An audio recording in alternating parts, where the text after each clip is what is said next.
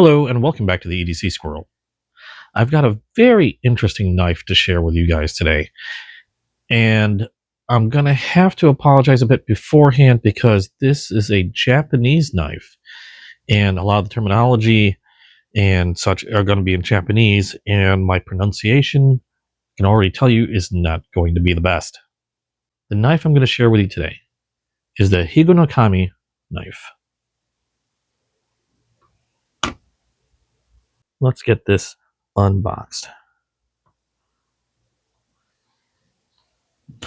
Now, I did pick this up on Amazon, and I'll go ahead and tell you right now, I will be including a affiliate link down below. So if you're interested in checking this knife out yourself, or if you want to support the channel and you purchase it from that link, it'll help me get more content out to you guys in the future.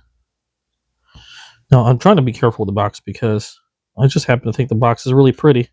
I don't want to ruin it totally. Okay, there we go. Oh no, I scratched my pad. Oh no, I didn't scratch my pad. That was there. Okay. Let's get this out of the box. And I'm going to show you why I find this knife exceptionally fascinating. If I can get the box open. Well, it helps if I cut all the tape.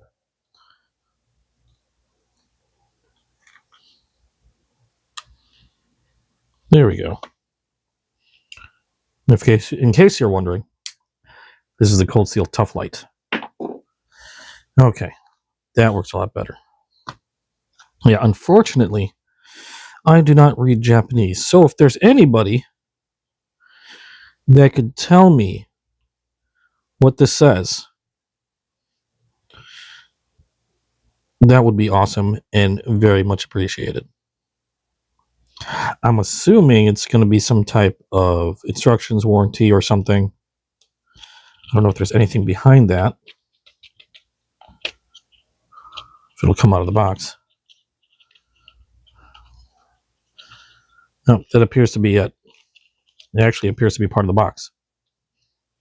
Okay. I'll put that there for now. And here's the knife.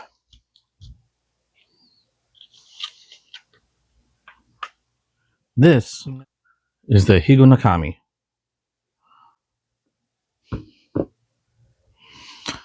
Now, this particular model has a 3-inch blade with a 4-inch satin brass handle.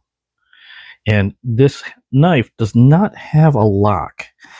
Instead, it is a friction folder or penny knife, and it uses the friction of the swivel or the pressure of your thumb on this little lever, or I think they call it a chikiri, to prevent the knife from folding during use.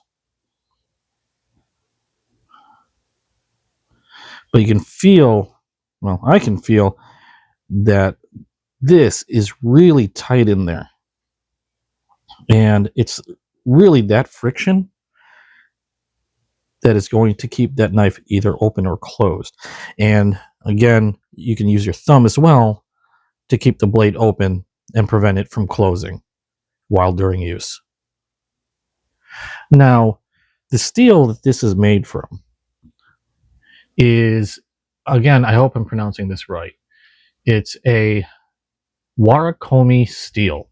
Now, Higonokami steel isn't so much a type of steel, but more of a blade forging technique or process where one material essentially covers another.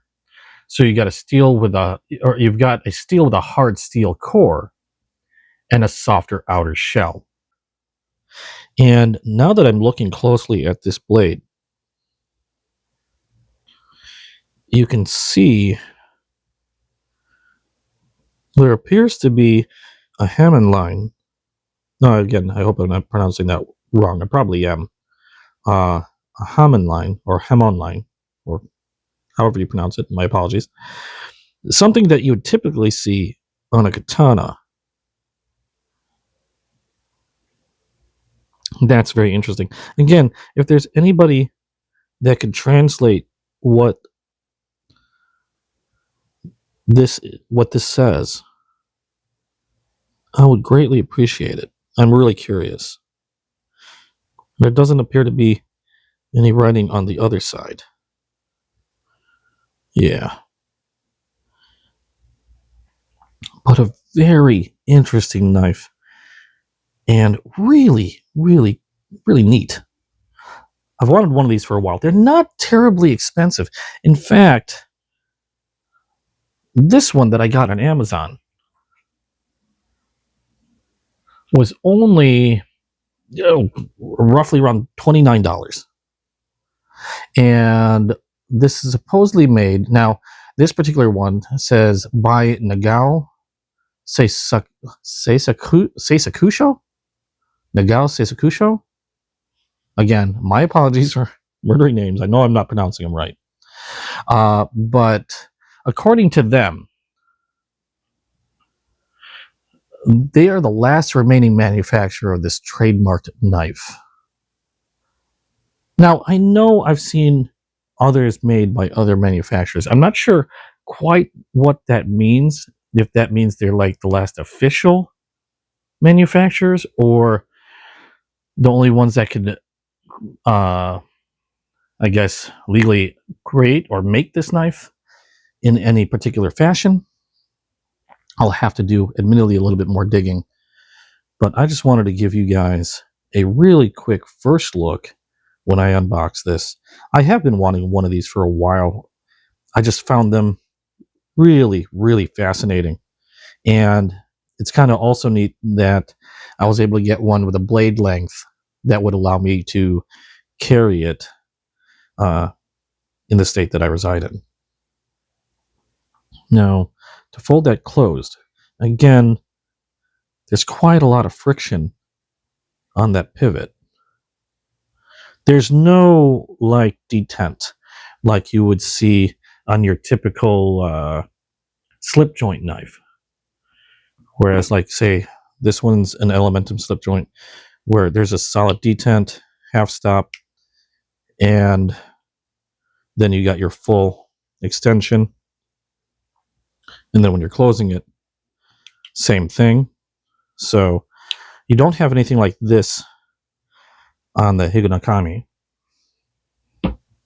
It's just straight pressure and friction from this pivot. And again, the way you would keep it from folding closed during use is you would have your thumb on that lever in order to keep it secure. Because of its construction, it is very, very light. And there's just something about the simplicity of this knife that I really, really like. Much like how simple the Opinels are. I mean, love them or hate them. I love their simplicity. It's the same thing with this type of knife.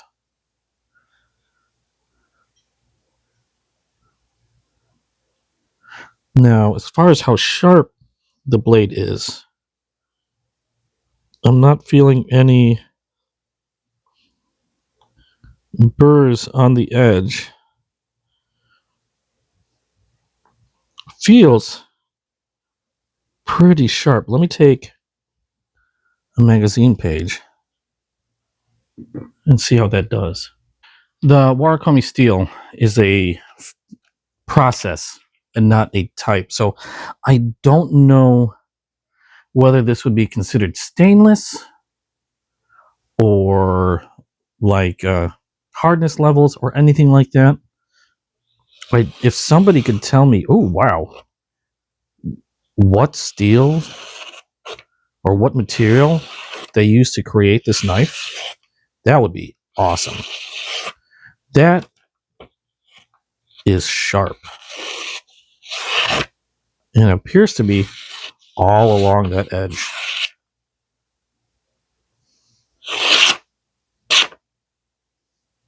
Wow. That's really cool.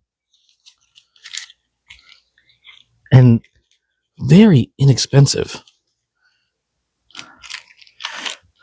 Now, sure, it doesn't have all the bells and whistles.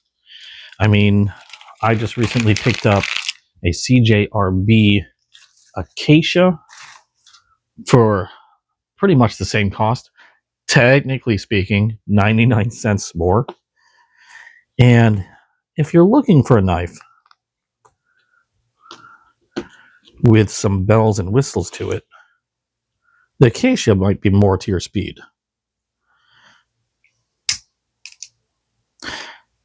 However, like I said before, there's a beauty to the simplicity of this knife that I really, really love.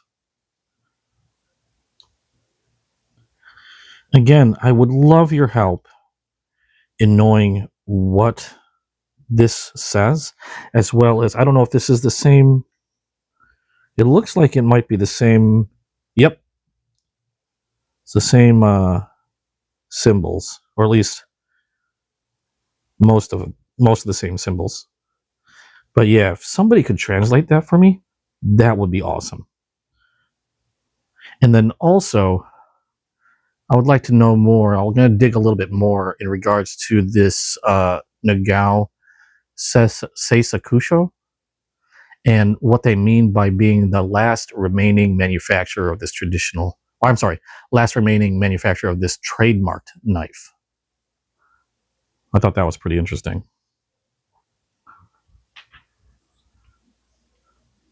But anyway, this is the Higonokami pocket knife by Nagao Seisakusho.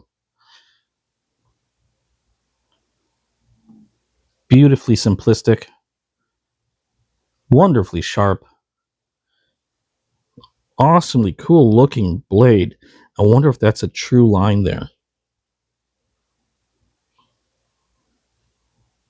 I'd really love to know more about how these were forged or what the process they use is.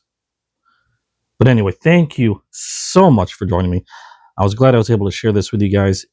And if you liked what you saw, please drop a like down below. And if you haven't yet, hit the subscribe button and hit the notification bell. And you'll get notifications as soon as the next video drops. Now, again, I will have an affiliate link down below for this particular knife. So if you want to help the channel out, you can use that link to purchase, and then that'll help me get more videos for you guys in the future. So thanks again for watching. You guys are awesome. Thank you so much for all your support, and hope to see you in the next video. Bye-bye.